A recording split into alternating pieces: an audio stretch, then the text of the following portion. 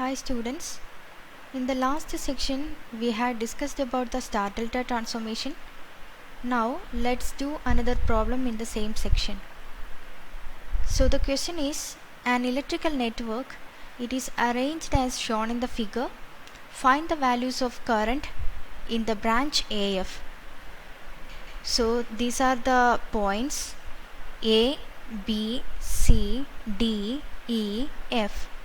We have to find out what is the value of current which is flowing across this branch AF. So in this figure, the branch AB consists of 13 ohm resistance, and the BC branch consists 11 ohm resistance. CD consists of 5 ohm resistance. DE consists of 9 ohm resistance, and across CE it is connected 14 ohm resistance, and across AE it is connected 22 ohm resistance. So first of all we have to find out what all resistances which are connected in series and parallel.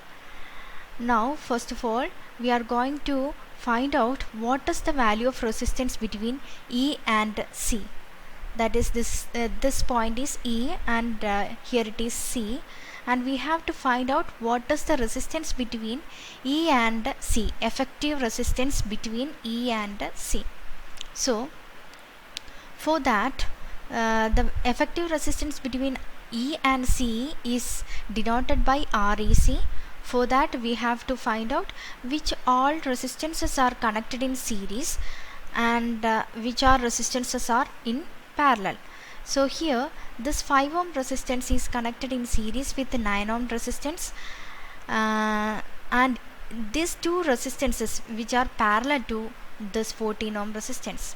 So the effective resistance between E and C, that is REC, is equal to 5 plus 9, since the 5 ohm resistance is connected in series with the 9 ohm resistance.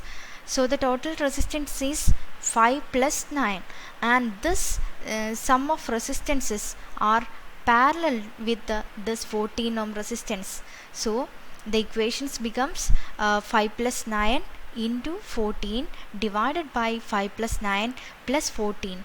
So by doing this operation we get the effective resistance between E and C. So we get 7 ohm resistance as REC. In the same way, next we are going to find out what is the effective resistance between the terminal B and E. For that, here this effective resistance between E and C is now 7 ohm resistance. Here it is 7 ohm, and this 7 ohm is in series with this 11 ohm. Okay, so here the instead of this 14 ohm, here now this terminal, that is EC branch, consists of 7 ohm resistance, and this 7 ohm resistance is in series with 11 ohm resistance, and these two resistances are parallel with this 18 ohm resistance. So here we are going to find out the effective resistance between B and E. So these two resistances which are parallel with this 18 ohm resistance. So the effective resistance between B and E, that is RBE, is equal to 11 plus 7 into 18 divided by 11 plus 7 plus 18. So we get 9 ohm as RBE. So we get the effective resistance between this terminal, that is BE, terminal, that is RBE. RBE is equal to 9 ohm. And next we are going to find out what is the resistance between A and E. This is the terminal A and this is E. So here we are going to find out what is the effective resistance between A and E. For that, here now the effective resistance between B and E is 9 ohm, and this 9 ohm is in series with 13 ohm, and these two resistances are in parallel with 22 ohm. So the effective resistance between A and E can be found out by using the formula RAE is equal to 13 plus 9 into 22 divided by 13 plus 9 plus 22, that is equal to 11 ohm. So the effective resistance between this A and E is 11 ohm. And our aim is to find out what is the value of current which is flowing through this branch AF. For that, here the effective resistance is 11 ohm and the supply voltage is 22 volt.